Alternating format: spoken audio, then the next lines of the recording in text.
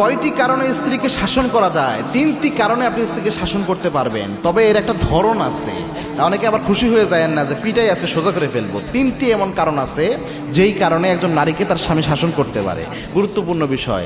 তার মধ্যে এক নাম্বার হচ্ছে, আপনার স্ত্রী যদি এমন করে যে আপনার হক নষ্ট করছে, সে স্বামীর যে হকগুলো রয়েছে, বেসিক হক যেগুলো সে পালন করতে বাধ্য, এরকম হক নষ্ট করে, তাহলে আপনি তাকে শাসন করতে পারবেন। তবে শাসনের ধরনটা আমি পরে বলছি, এরপরে আপনি বুঝতে পারবেন কদ্দূর শাসন হবে। দুই নাম্বার কারণ হচ্ছে, যদি কোনো মহিলা ফরজ কোনো বিধানকে উপেক্ষা করে, ফরজ কিছু মানল না, তাহলে ওই স্বামী তাকে শাসন করতে পারবে, এবং শাসনের একটা ধরন আছে, এটাও আমি বলছি পরে।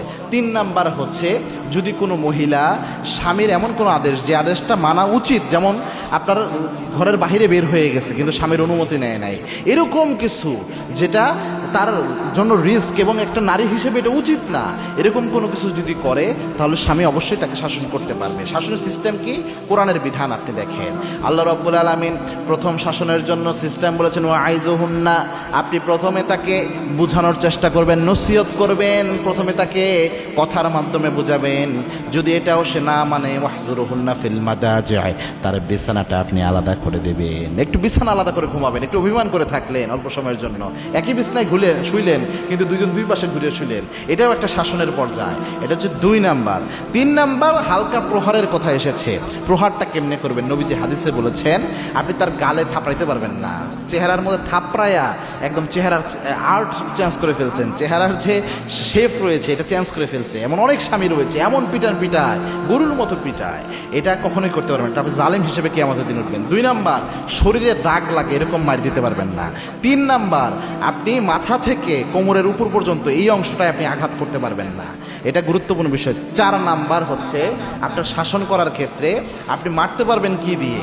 আপনি একটা লাঠি নেবেন, লাঠিটার লম্বা হবে মেসোয়াক পরিমাণ। একটা মেসোয়াক কতটুকু হয় এটা তো জানেনই, যে অর্ধেক হাতের মতো বা এক বিঘতের মতো এতটুকু একটা লাঠি আপনি নেবেন। এই লাঠিটা আবার লাঠির মাথায় ধরে এইভাবে পিটাবেন, মাথার মধ্যে বা শরীরের মধ্যে, এটা করতে পারবেন না। কোমর থেকে পা পর্যন্ত এই মেসোয়াক পরিমাণ লাঠি দিয়ে আপনি যখন মারবেন, লাঠিটা ধরতে হবে আপনার মুষ্টিবদ্ধভাবে। তার মানে আপনার হাতের মুষ্টির মধ্যেই অর্ধেক লাঠি থাকবে, বাকি অর্ধেক এই পাশে থাকবে। এরপরে আপনি আঘাত করবেন, যতটুকু ব্যথা দেওয়া যায়, এইভাবে আপনি তাকে শাসন করতে পারবেন।